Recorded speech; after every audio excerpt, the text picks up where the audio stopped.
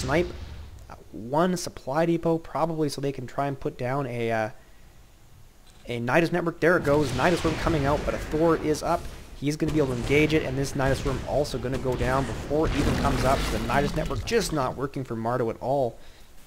And so many missile turrets, those Mutalisks really not able to do anything, and this hatchery finally goes down to the siege tank attack. And Mardow now down to a single base, and things looking pretty grim in this third game. Mardow's going to have to think of something pretty soon. There it is. I hear it. Where is it? There it is. It is at least a faster way to get to his opponent's base. I guess he could probably break into here with Zerglings, only 2 siege tanks and a few Hellions in reserve, but he'd need a heck of a lot of Zerglings to do much damage there. And Inuh fortifying nicely, going to permanently deny this expansion to his opponent. Mutalisks make a bit of an encroachment there. I don't know what they sniped, but it couldn't have been worth it since only one is now left. I guess it's time to stop producing Mutalisks. And another encroachment here. The Zerglings were not able to get very far at all. Roaches just not enough, I think, to close the distance on these siege tanks, especially with whatever is waiting in store up here. Tons of Marines and siege tanks now being produced, and Mardow is in an awful lot of trouble. He's going to need to turn this game around, and fast. Long distance mining over here, still only off of one base, and the Nidus network continuing to pump units in front of his opponent's base. Now we're seeing the numbers that he needs.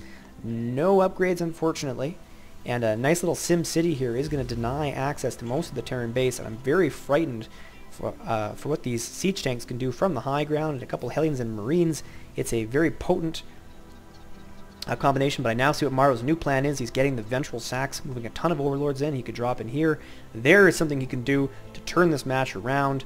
One Marine coming back and a scout these, so he's probably at least somewhat aware of the imminent Doom drop.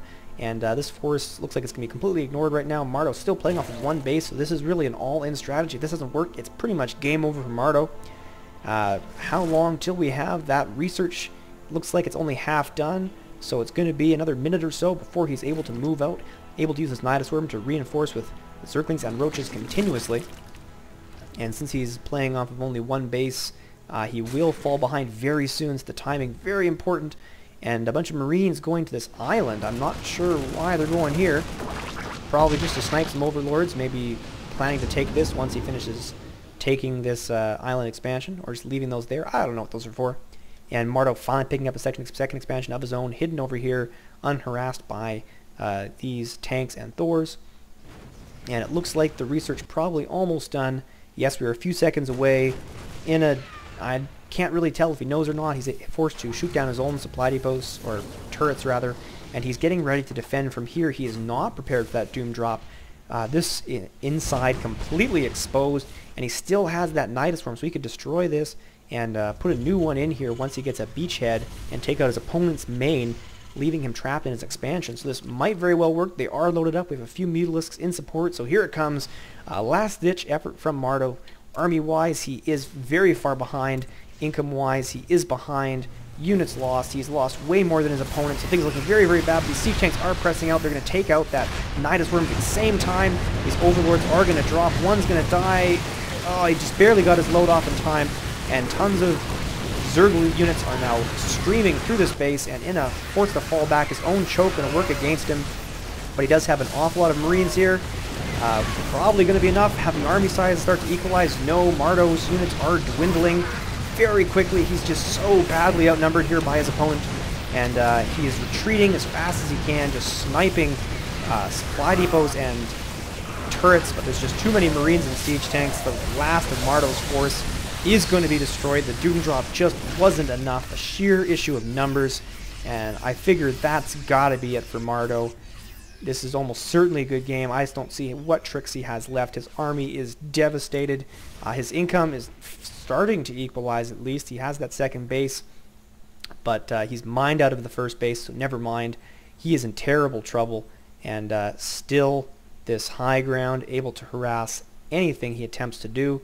And whatever he is saying here in Germanic, I guess he's sort of calling good game and telling him he's going to play Demaga. I don't know, but it's got to be the end. This force moving out in and not going to be tricked by any sort of defeatist talk. He is moving out. A tiny little force left over for Mardow. going to be forced to retreat, so he is holding on to the bitter end. But just look at all those siege tanks and marines. He's going to need a ton of lings and banelings to make a dent on that.